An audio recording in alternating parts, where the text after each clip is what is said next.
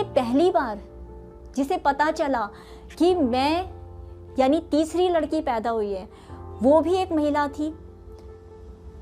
जो दूसरी बार जिसने मेरी बेटी को हाथ में उठाया, वो भी एक महिला थी। कहीं ना कहीं ये सोच आ गई है, सोच भर दी गई है कि भाई लड़का है तो अच्छा है, लड़की है तो गलत है, लड़की है तो दरिद्रता है।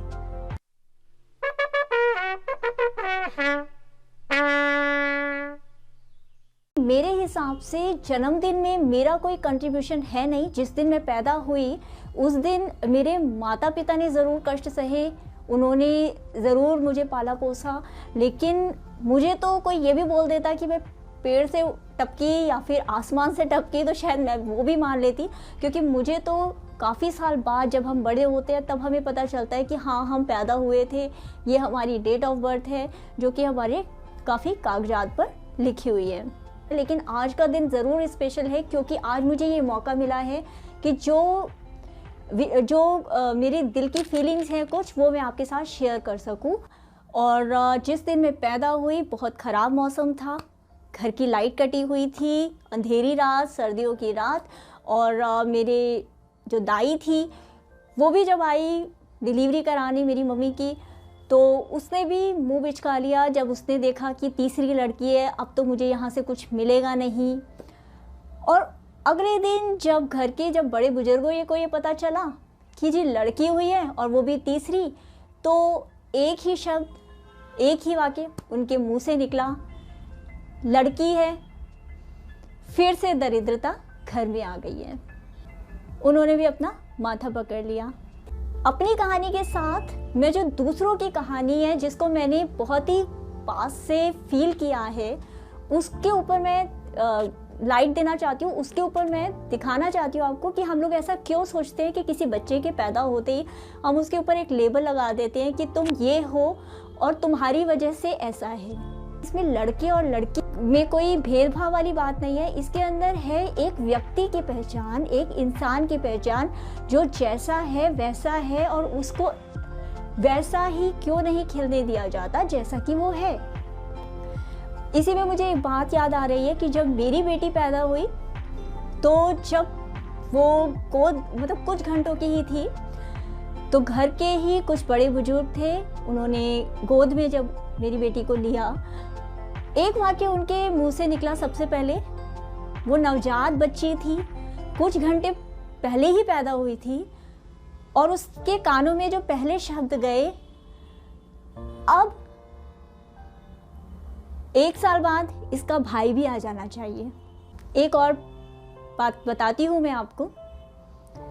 तकरीबन 5-6 साल पहले मेरे घर में एक काम वाली काम करती थी, उसकी 5 बेटियां ही थी। जो छोटी बेटी थी उसका नाम था निराशा।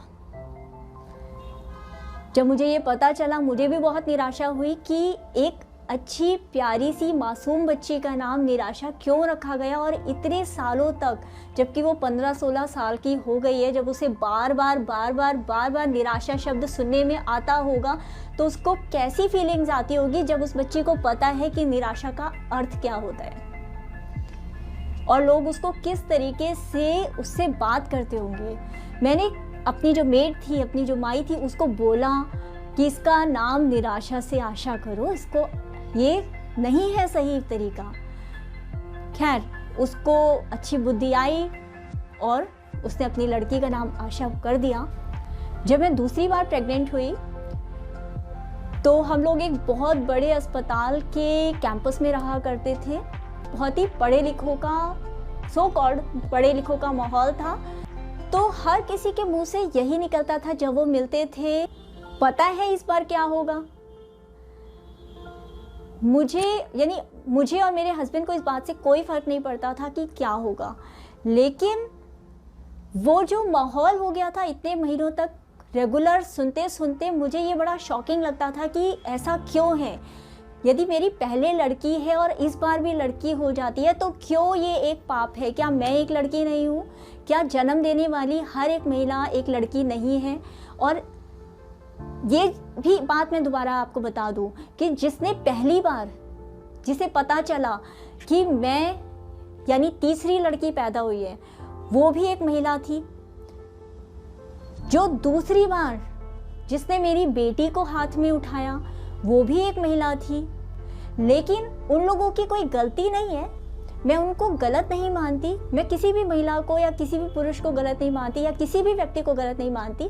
बात यह है उनके दिमाग में भी कहीं ना कहीं ये सोच आ गई है, सोच भर दी गई है कि भाई लड़का है तो अच्छा है, लड़की है तो गलत है, लड़की है तो दरिद्रता है।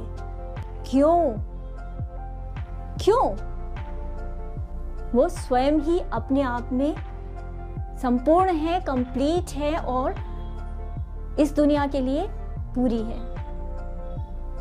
तो अपने आप को आप इस बात से बिल्कुल भी, यदि आप महिला हैं या लड़की हैं, तो आप इस बात से अपने आप को कभी भी छोटा ना समझें कि आपकी पहचान सिर्फ इसलिए है कि आप किसी की बेटी हैं या पत्नी हैं या बहू हैं या चाची, ताई, मामी, XYZ हैं। आप स्वयं में एक व्यक्ति हैं, एक इंसान हैं, आप भी उतना ही जीने का अधिकार रखती है। और ये जीने का अधिकार है या इंसानियत की बात है, इसके लिए कोई झंडे लेकर के घूमने की ज़रूरत नहीं, इसके लिए कोई बगावत करने की, विद्रोह करने की ज़रूरत नहीं। बस अपने आप के ऊपर कॉन्फिडेंस रखिए, पूरा कॉन्फिडेंस रखिए। जो करने का आपको पसंद है, शौक़ है, अपनी हॉबीज़ को मारना नहीं।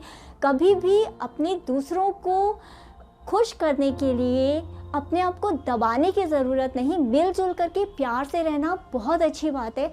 हर परिवार में सुख, शांति और समृद्धि रहे। लेकिन सिर्फ इसलिए क्योंकि आप लड़की हैं, कभी भी अपने दिल में हीन भावना नहीं लेकर के आइए। अब वो बात होती है ना कि घर में 2 बच्चे होता है, एक बच्चा होता है, माँ से पूछता रहता है, माँ टीवी देख लूँ, और माँ कहती है, मना करती है तो वो बैठ जाता है। जबकि दूसरा बच्चा होता है, वो टीवी चला भी लेता है, देख भी लेता है, माँ को पता चलता है तो वो टीवी बंद कर देती है, थोड़ी सी डांट भी लगा देती है, लेकिन बच्चे ने तो टीवी देख लिया ना। अब अगली बार माँ को पता है कि उसे टीवी देखना है तो वो उसको अलाउ कर देती है। देखिए, रिबेल मत बनिए, लेकिन अपने आप को पहचानिए, अपने आप को जानिए। यदि आपके ऊपर कोई लेबल लगा हुआ है पहले से, तो उसको स्वीकार मत कीजिए। आंखें बंद करके अपने आप को गड्ढे में मत गिराइए। आप खुशी ढूंढिए अपने दिल के अंदर, अपने दिमाग के अंदर, और खुश रहिए। आप वो सब कुछ करने के लिए कैपेबल हैं जो कि आप चाहते हैं। स्टिचिंग मॉल का टैगलाइन है बी योर ओन डिज़ाइनर। और बी योर ओन डिज़ाइनर का अर्थ ये नहीं है कि आपने चंद कपड़े बना लिए, पहन लिए और आप अपने डिज़ाइनर बन गए। डिज़ाइनर होने का मतलब है कि आप जैसा चाहते हैं वैसी अपनी ज़िंदगी जी सके, उस तरह से जी सके, बिना इस बात की परवाह किए कि लोग क्या कहेंगे। इस रोग को पाले बिना अपनी ज़िंदगी को सुखी सुखी, खुशी से, प्यार से, संपन्नता से जी सकें।